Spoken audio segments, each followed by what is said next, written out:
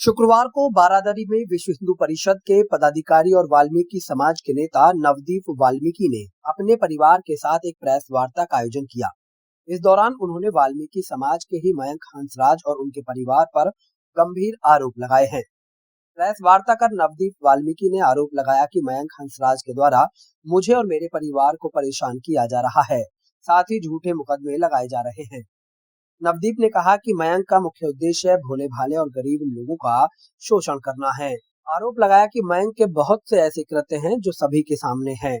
नवदीप का कहना है कि ये लोग मकानों और जमीनों पर अवैध कब्जा करने, मारपीट करने, महिलाओं के जरिए झूठे आरोप लगवाकर वसूली करते हैं।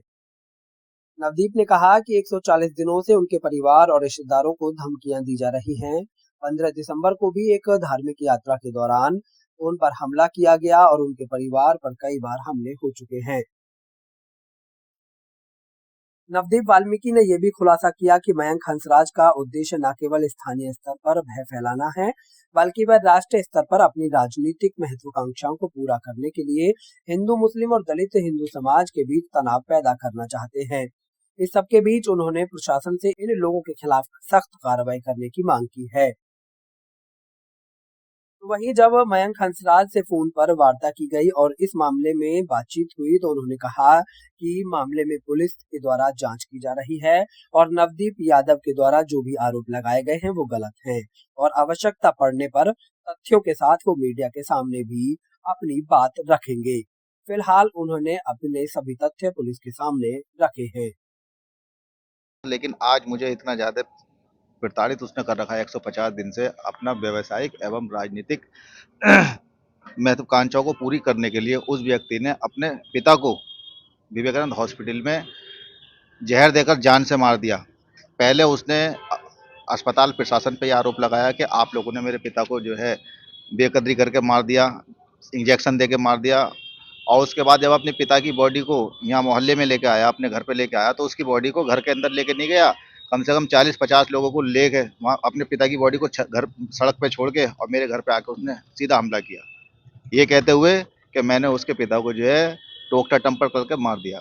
देखिए, मैं नवदीप कुमार मेरा नाम है, नवदीप कुमार वाल्मीकि। वो भी वाल्मीकि समाज से आता है, मैं भी वाल्मीकि समाज से आता हूँ। वो भी दलित है, मैं भी दलित हूँ। लेकिन इस वक्त वो एक नई चीज़ बनाने में लग गया है कि वाल्मीकि समाज के आपस के दो लोगों का झगड़ा वो दलित वर्सेस हिंदू समाज के बीच बनाने के लिए उतारू हो गया है। क्यों? क्योंकि उसकी उसकी व्यावसायिक महत्वाकांक्षाओं के साथ साथ उसकी राजनीतिक महत्वाकांक्षा बहुत बड़ी है। इसी के निमित्त उसने 15/12/2024 को विश्व हिंदू परिषद बजरंग दल की संयुक्त यात्रा में जब मैं पथ संचलन कर रहा था तो मेरे ऊपर जो है चमक के पुल के पास एक मुस्लिम युवक की दुकान के पास हमला किया। ये इस तरह से उसने हमला किया कि हिंदू मुस्लिम यहाँ पे बन जाए, और किसी भी तरीके से अगर हिंदू मुस्लिम वहाँ पे बन जाती, हम सब संगठन के लोग हमारे कार्यकर्ता समझदारी का परिचय ना देते तो बन सकती थी और उसका लाभ उसे मिलता और वो समाजवादी पार्टी में एक प्रदेश स्तर का नेता अपने आप को बनाने के लिए स्थापित करना चाहता है, हो जाता। अपनी बहन को इंदुलता को बनाना चाहता, हो जाता। अपनी पत्नी को बनाना चाहता, हो जाता। भाई को बनाना चाहता, वो भी हो जाता।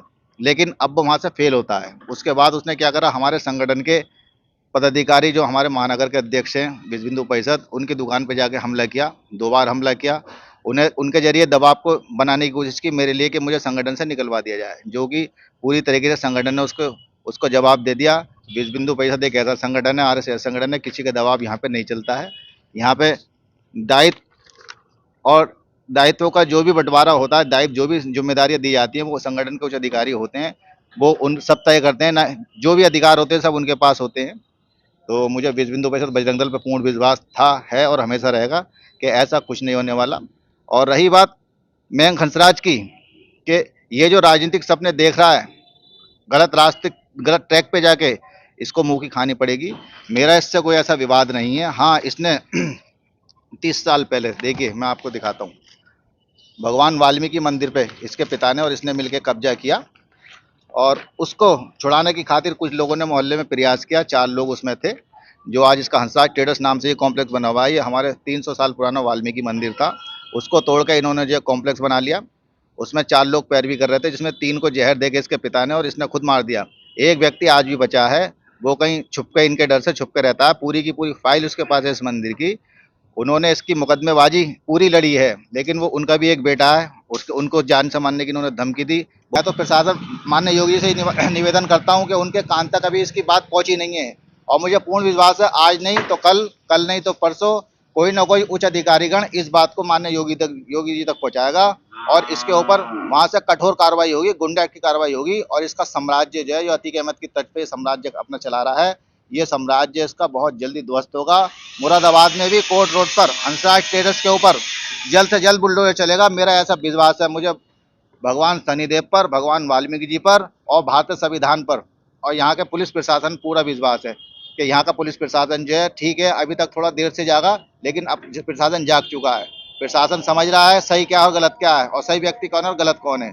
इसने मेरे ऊपर लगातार ये प्रशासन पर दबाव बना रहा है। इसने 8 महिलाओं के झूठे आरोप मेरे ऊपर लगाए हैं, समझे। इसने 2019 में ही मेरे ऊपर ऐसे झूठे आरोप लगाए थे। मैंने माननीय प्रधान जी, मंत्री जी के यहाँ से योगी यहाँ कार्रवाई की, तब मेरे उसमें भी मुझे जब जांच हुई तो मैं बाहर बिल्कुल साफ निकल के आया। इस बार भी ऐसी होगा, मुझे पूर्ण विश्वास है। रंगदारी का इसने मुकदमा लगाया, मेरे बच्चे इलाहाबाद में पढ़ते हैं, और ये देखिए, ये मेरे बच्चों को भी लगातार उनका भविष्य खराब करने के लिए रंगदारी के मुकदमे लगा रहा है। मेरा कारोबार ठीक ठाक है, मेरे आर्थिक स्थिति हमारी शुरू से, ये तो अभी 20 साल पहले ये इनके यहाँ रोटियों के लाले थे। मैं हंसराज अभी हाल ही में 20-25 साल, 20-22 साल के अंदर ये लखपति करोड़पति अपने आप को दिखा रहे हैं। कैसे दिखा रहे हैं, मुझसे ज्यादा जानता है कोई?